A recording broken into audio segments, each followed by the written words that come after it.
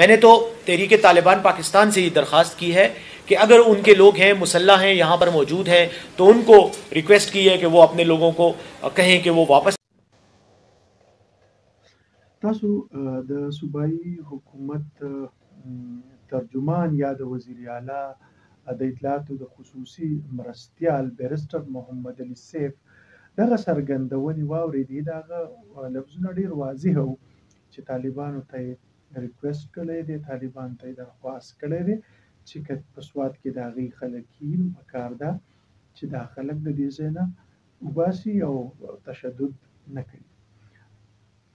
دا خبره دلته کې پکار ده چې موږ ټولو ته د دې علم وي او په دې باندې خبر یو چې دغه بیرسټر محمد علي سیف چې کومه خبره کوي نو دا کومه انفرادي رای نه ده، بلکې دا د صوبایي حکومت یو موقف دی. ظاهره خبره ده چې یو د وزیر اعلی د اطلاعاتو خصوصي مرستیال په یو پریس کانفرنس کې څه قسمه خبره کوي نو هغه دغه انفرادي رای نه وي، بلکې هغه د حکومت اجتماعي رای او موقف او پالیسي وي. د هغې نه د هغې اظهار کیږي چې حکومت د دغه امن دپاره څه پلان لري، څه تګلاره مخ په وړاندې باندې لري د خپل ولس د محفوظولو دپاره، د خپل عوامو د تحفظ دپاره. نو اخو موږ ته واضحه شوله د هغه د دغه بیان نه چې هغوی اوس ریکویسټونو حده پورې راغلل، د درخواستونو تر حده پورې راغلل، حالانکې یو داسې بلکې دا اوس یو حقیقت دی چې لګیا ده دلته کې اوس یو متوازي حکومت جوړیږي، یو پیرلل ګورنمنټ جوړیږي چې کوم د حکومت عملداري، ریاستي عملداري او ریټ چې دی حکومتي ریاستي ریټ هغه چیلنج کولی شي. هغه څومره لکه دا څومره د افسوس خبره ده، څومره دا بچګانه خبره ده چې د ریاستي عملدارۍ قایمولو او په ځای کولو برقرار ساتلو په ځای باندې اوس خبره دې ته راله چې دوی چې کوم حکومت دی، صوبایي حکومت دی، دوی صرف اوس ریکویسټونه کوي. حالانکې دا خبره واضحه ده چې داسې د سکول هیډ ماسټر نه دی چې تاسو به ورته درخواست وکړئ او هغه به درله چوټي درکړي یو څو ورځې هغې به چې تاسو له کومه چوټي درکوي نو هغه ډېره واضحه ده چې هغه څنګه چوټي، هغې څه مطلب وي. د صوبایي حکومت د دغه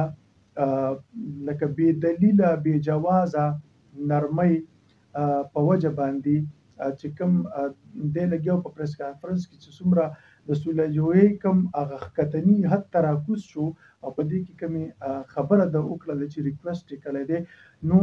دوی هم ریکویسټ کوي او هغوی هم ورته ریکویسټ کړی دی. زما د خبرې مطلب دا دی چې تېر ورځ چې کوم صوبایي وزیر عاطف خان صاحب هغه ته د طالبانو د طرفه په واضحه ټکو کې یو خط ترلاسه شو او هغه ته ویلی شول چې بته راکړه، 80 لکه روپۍ بته ګیرې د ژوند نه لاس ووینځه. دا په دغه خط کې په واضحه لفظونو کې لیکلی شوي دي. نو چې کوم د ټي ټي پي خلک دي هغې چې کوم لیټر پیډ باندې د هغې لیکلی شوی و دغه خط،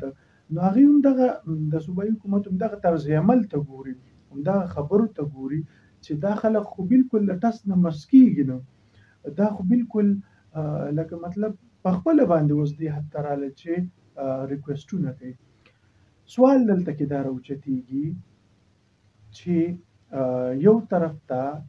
دا دوی وایي چې دلته کې خو امن په ځای دی، په سوات کې سوم نشته دی، حکومت بیداره دی، حکومت د عوامو غږ اوري، احساس ورته هم شته دی. بل طرف ته په خپله باندې دا مني چې دلته کې ځینې خلک شته دی راستانه شوي دي، هغه د امن دپاره دوی خو نه وایي خو چې کوم پوهه خلک دي نو هغوی دا ګڼي چې دغه خلک د دې سیمې د امن دپاره مستقل خطر جوړیږي. د دې نه به د سوات او د خیبر پښتونخوا عوامو ته تحفظ ورکولي. دغه تحفظ خو یقینا چې کله خبره درخواستونو لیول ته راشي نو داسې خلک خو چا له تحفظ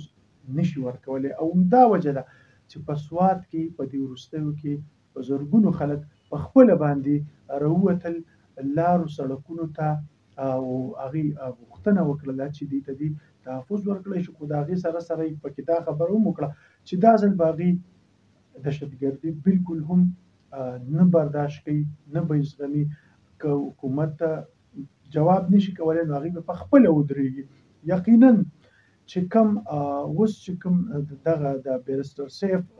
د درخواست خبره ده، نو د دې نه د هغې چې کوم هغه د ودرېدو د دهشتګردۍ مخې ته په خپله د ودرېدو خبره وه، نو هغه ترېنه ډېره زیاته مضبوطه وه. لکه هغه عام خلک دي، خو کم از کم رښتیني خو دي، د خپل ولس چې کوم د هغې په خبرو کې د خپلو عوامو د جذباتو ترجماني لیدل کېږي، د احساسات پکې لیدلی کېږي چې د هغې سره یو احساس خو کم از کم شته دی چې دا سوات دی، دا پښتونخوا دی، د دهشتګردو نه خالي کړی شي. دا ډېر واضحه موقف دی. په اړه صوبایي حکومت چې دی نو بیا هغوی لکه د هغې خبره په شف کې ده، هغې خبره واضحه نه ده. هغوی تر دې پورې چې څه ویلی هم نشي، او اوس خو خبره د درخواست تر حده پورې راغله. نو چې هر کله خبره درخواستونو ته راشي نو بیا خو د خلکو خپل خوښه ده چې د چا سره څه هم کېږي. نو پکار ده چې اوس هم د عقل نه کار واخیستی شي، اوس هم د حکمت نه کار واخیستی شي. دا خبره څنګه یو صوبایي ترجمان دا خبره کولی شي چې هغه چې کوم خلک په صوبه کې په ملک کې پیرالل ګورنمنټ جوړوي، هغه ورته وایي چې موږ تاسو ته درخواست کوو. نو یو درخواست د دوی یو درخواست د هغې چې کوم عاطف خان ته وشو، نوره فیصله په تاسو باندې. ډېره مننه.